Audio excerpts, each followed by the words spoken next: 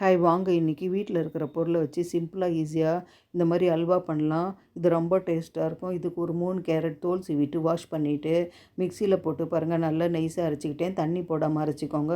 இப்போ அடுப்பு பற்ற வச்சுக்கிட்டு பேன் வச்சுக்கிட்டேன். இதில் ஒரு சின்ன ஸ்பூனில் 3 ஸ்பூன் நெய் போட்டு நல்லா கலந்து விடுங்க. நெய் மெல்ட் ஆனோடனே அரைச்சி வச்சுருக்கிற கேரட்டை போட்டு மீடியம் ஃப்ளேம் வச்சுட்டு நல்லா வதக்கிக்கோங்க.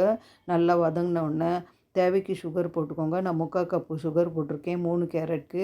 நல்லா சுகர் மெல்ட் ஆனோடனே 1 டம்ளர் தண்ணி போட்டு நல்லா கொதிக்க விடுங்க. கேரட்டு இதுக்கு நடுவில் நம்ம கார்ன்ஃப்ளவர் 3 ஸ்பூன் 1/2 டம்ளர் தண்ணி போட்டு நல்லா கரைச்சி வச்சுட்டேன். அதை போட்டு நல்லா மிக்ஸ் பண்ணிக்கோங்க.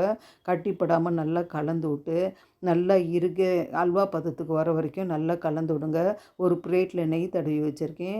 அந்த பிளேட்டில் போட்டு நல்லா பரப்பி விட்டு உங்கள்கிட்ட எந்த நட்ஸ் இருந்தாலும் கட் பண்ணி போட்டுக்கோங்க. நல்லா ஆற விடுங்க. ஆறின உடனே பீஸா கட் பண்ணி எடுத்திங்கன்னா சூப்பரான கேரட் அல்வா ரெடி.